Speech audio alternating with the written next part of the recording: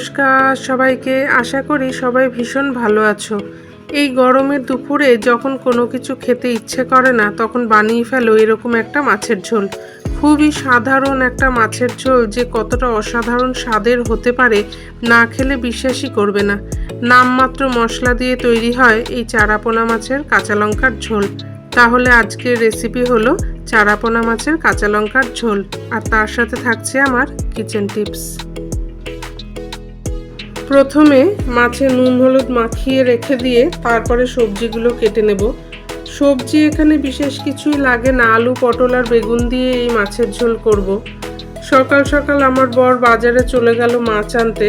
তারপর এই চারাপোনা মাছ নিয়ে এসে বলল যে পাতলা করে একদম মাছের ঝোল করো, এত গরমে তো কোনো কিছু খাওয়া যাচ্ছে না। তা আমি বললাম যে ঠিক আছে। আর এত তাড়াতাড়ি এই মাছের ঝোল রান্না হয়ে যায় যে বেশিক্ষণ এই গরমে রান্নাঘরেও থাকতে হবে না, আর নামমাত্র মশলা দিলেই হয়ে যায়। মাথা খারাপ করার মতো এই গরমে যখন কোনো কিছুই খেতে ইচ্ছা করে না, তখন ঠিক এইভাবে পাতলা মাছের ঝোল বাড়িতে বানিয়ে ফেলো। দেখবে বাচ্চা থেকে বয়স্ক সবাই খেয়ে খুবই তৃপ্তি পাবে।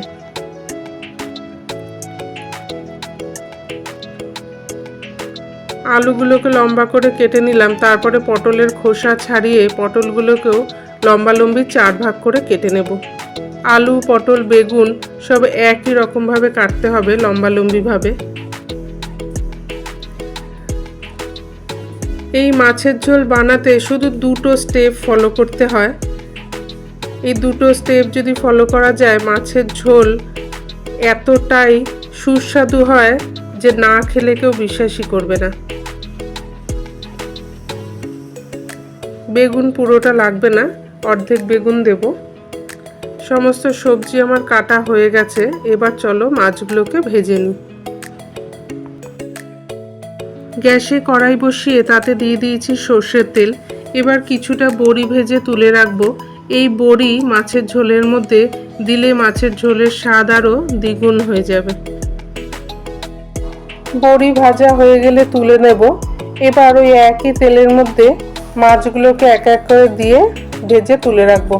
মাছ বেশি কড়া করে ভাজবো না, যেহেতু জ্যান্ত মাছ ছিল, এর জন্য বেশি কড়া করে ভাজবো না। সব মাছ ভাজা হয়ে গেছে। এবার ওই একই তেলে দিয়ে দেব ফোড়ন, কালো জিরা ফোড়ন দেব। তারপরে সব সবজিগুলোকে দিয়ে দেব, দিয়ে ভালো করে নাড়াচাড়া করে দিয়ে দেব এর মধ্যে চেরা কাঁচা লঙ্কা। আমি এখানে 4টে কাঁচা লঙ্কা দিয়েছি, তোমরা তোমাদের স্বাদ অনুযায়ী লঙ্কা কমিয়ে বাড়িয়ে নিও। দিয়ে এবার ঢাকা দিয়ে দেব। ঢাকা খোলার পর দেখাচ্ছি, দেখো সবজি থেকে অনেকটাই জল বেরিয়ে গেছে। এরকম অবস্থায় কিন্তু আমরা নুন হলুদ দেব না। এখন যদি আমরা নুন দিই, সবজি বেশি সেদ্ধ হয়ে যাবে, তাহলে আসল যে মাছের ঝোলের স্বাদ সেটা পাবো না। এখন আমরা গ্যাসের ফ্লেম মিডিয়াম টু হাই রেখে ঝোলটাকে শুকিয়ে নেব, আর সবজিগুলোকে একটু ভাজা ভাজা করে নেব। এই দেখো জলটাও টেনে গেছে আর সবজিগুলো আমাদের ভাজা ভাজা হয়ে গেছে। এরকম অবস্থায় দিয়ে দেব স্বাদ মতো নুন, হাফ চামচ হলুদ গুঁড়ো, আর একটুখানি লঙ্কার গুঁড়ো, কাশ্মীরি লঙ্কার গুঁড়ো। তোমরা চাইলে এই কাশ্মীরি লঙ্কার গুঁড়োটাও স্কিপ করতে পারো। তারপর জলের একটু ছিটা দিয়ে বাকিটা কুক করে নেব। জলের ছিটা এই কারণেই দেব, যেহেতু আমাদের সবজিগুলো 80% কুক হয়ে গেছে। এবার যদি জলটা দিই তাহলে মশলাগুলো পুড়ে যাবে না। দিয়ে ঢাকা দিয়ে দেব।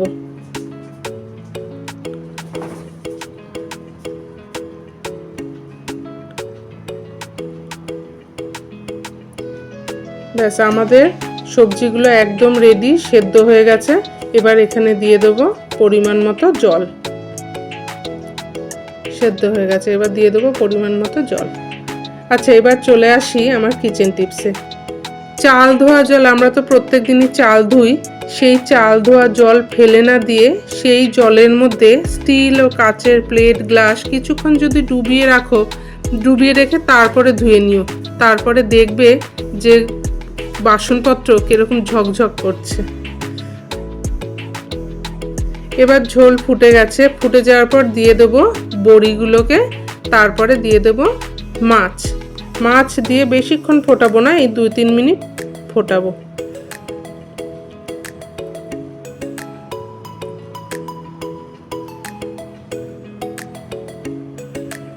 দু 3 মিনিট ফোটালেই আমাদের কাঁচা লঙ্কার চারাপোনা মাছের কাঁচা লঙ্কার ঝোল একদম তৈরি পরিবেশনের জন্য।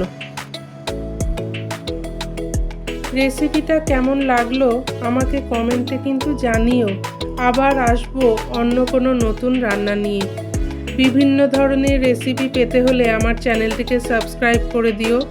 আর যদি ফেসবুক থেকে দেখে থাকো আমার পেজটিকে ফলো করার অনুরোধ রইল। এই অত্যাধিক গরমে খুব ভালো থেকো, সাবধানে থেকো, নিরাপদে থেকো। আজ তাহলে আসি, টাটা।